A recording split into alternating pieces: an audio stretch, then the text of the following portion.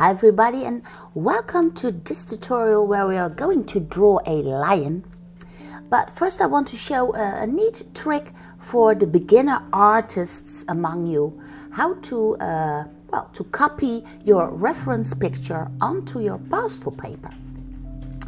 Here's my reference picture. I've printed it out in black and white. And what you do is on the back of this print, you simply put a layer of pastel pigments. You can see it like this. I've taken the dark blue for this. And then you take a paper towel and you ease in the pigments. Then you take your pastel paper. I'm working on the Canson Mi Teintes and I've chosen the brownish color because of the color of the lion. So this is my paper, this is my print. Underneath is a pre-study, by the way, not important. But here is the print with on the back there are the pigments of the pastel.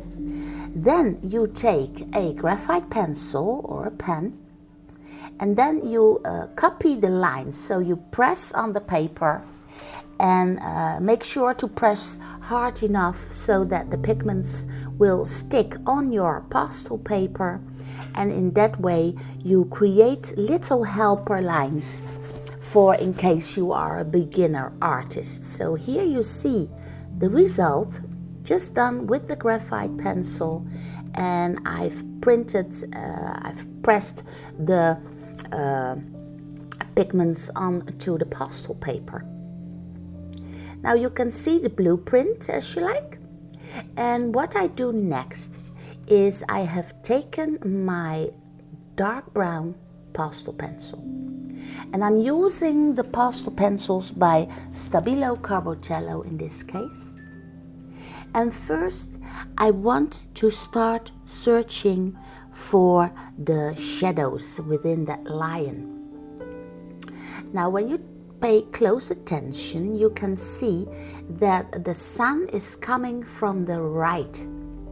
So the right side of the lion's face is brighter and lighter than the left side of his face. The complete tutorial of 2.5 hours can be found on my Patreon page. Also there you can find the prints and all the tips to start drawing this lion. Here on YouTube I'm doing the faster forwarded edition, so you can get an idea of how my plan of working is. I'm here still continuing with the dark brown color pencil, or actually I should say a pastel pencil. Pastel is a dry medium, while color pencils are greasy, so there's a big difference there. I'm simply looking for the dark areas, and I constantly watch my reference picture, which I've printed out in the color. The copy print is just in black and white. Now that I've placed all the dark areas, I take a brush which is dry and clean, and then I ease in the pigments into the pastel paper. You can see the grain of the paper, which is quite amazing, and the brush gives my lion a soft and painterly feel. Now this is only the first layer. Next what I will do is I take the mid gray. I cannot read the number anymore. The numbers are torn away, but never mind. It's a mid gray. And I put that as a first layer into the background. Now maybe you think, why would you do that? Well, it's very easy. By bringing in a grayscale into the background, you can now see the hairs of the top of the mane of the lion. They pop out. Once I've placed in all the pigments in the background, I take the brush up again and I ease down the pigments into the paper. Then it's time for my darkest gray. Now this is a very dark gray. It's a bit bluish. It's a cold color, cold gray. And you can see this is a very dark color and a magnificent shadow color. The space in between the front paws is very dark. So now I'm going to search for the even darker areas and the darker shadows. I can also already point out where the pupils are going to be and the shadows in the eyes, underneath the eyelids. And the eyes of the lion are not that big at all, but they have markings around the eyes that make them appear a little bit bigger. Those markings are amazing, and it gives the lion that king feel. It's not arrogant, but it's very stout. Now for the rest of the background, I'm not sure yet what I want to do.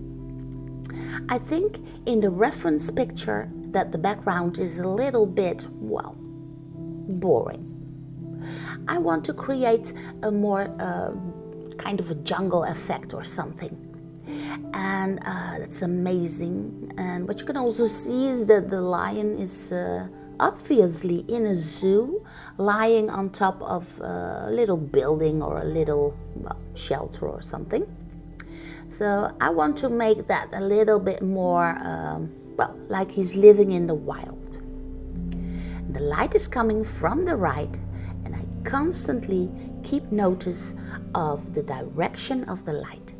This is very important to create a very, it is impressionistic what I want to create, but it's still quite, realistic also. Then I take the black pastel pencil. So this is the real black, the real deal. And I'm carefully applying the black pigments for the very, very darkest area. And that is within the earlobes and also the pupils, a little bit in between the eyes, and of course the inside of the nose. So the nose entrances and a little bit around the lips. So these are the areas that I apply the actual black. And be careful with the black. Don't overdo the black, because then your drawing will appear much flatter. Now this is another brand. It's Van Gogh. It's also a pastel pencil. And I'm just trying this one out, so that's why I bought one and see what the Van Goghs are doing. But as you can see, it's quite bright. It's not white. It's a very light yellow. But I think that's ideal to start searching for the brightest areas within the lion. And here again, I take notice of where the sun is coming from, which is from the right. So the right side of the mane, the right side of the skull, the right side of the snout is brightened up by the sun. Then I'm picking up my dark pink pastel pencil. And maybe you think that's an odd color, but it's a very magnificent color. And when you pay close attention to the reference picture here in the right corner, in the top right corner, and you keep staring at it, then you can actually see that there are some pink elements within this lion. Then I pick up my green pastel pencil. And maybe again you are going like, what is this? Why are you drawing in green within your lion? Well, that has to do with the surroundings. This lion will be covered and lying on some kind of a tree trunk in a jungle. So the surrounding colors will affect our lion. Then I pick up the yellow ochre. And of course, the yellow ochre is quite obvious in this lion. Yellow ochre appears there where the sun hits the brown lion. A lion is like a sandy brown color. So the yellow ochre is a very nice color to use in your wild animal drawings, if you want. So here is the yellow ochre. Busy at work. I also apply it over the bright light yellow, the Van Gogh one. And I also use it for the markings that are around the lion. These markings are very typical, and it distinguishes the lion. It is it makes that look. Lions have some kind of a look about them, and it makes it very, very nice indeed. I also apply the yellow ochre for some strings of the mane and the hairs. In the first circle, you can see two kinds of circles, one with shorter hair and then a circle of longer hair coming from behind the ears. So, that's also what I like about the lions, that are all those hairs that are flopping around the head. And on the head itself, the hairs are very, very short, of course. Now this is the foreground, what I was talking about. I want to make that a little tree trunk where he is lying his paws on, and the left paw is just tipping over that tree trunk there. And should you think, well, I made it too green, simply place over a little bit of the pink, and then you can ease down your green colors. So pastel pencils are very nice to use. You can use many layers over each other and then creating beautiful painterly effects.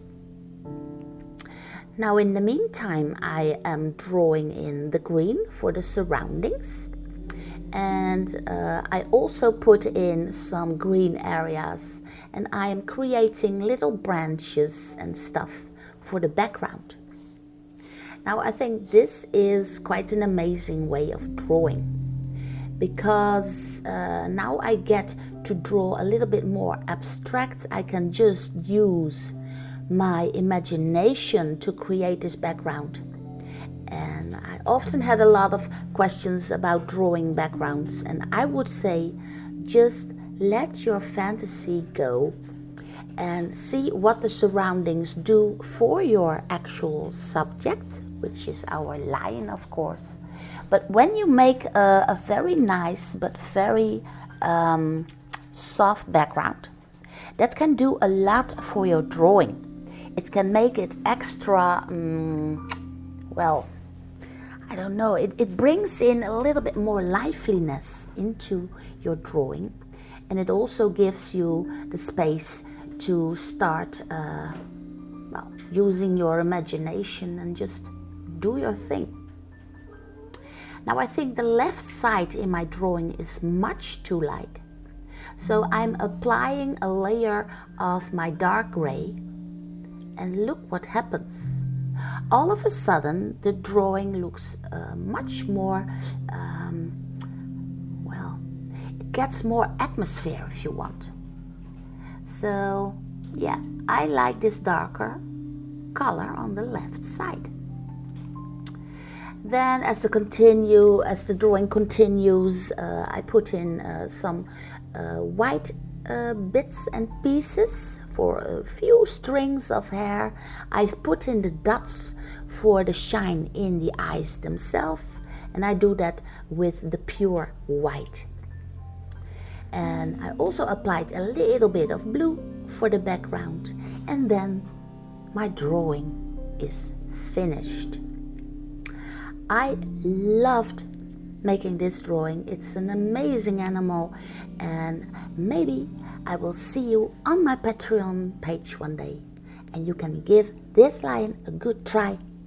And thank you for watching, And I will see you again, of course, in my next tutorial.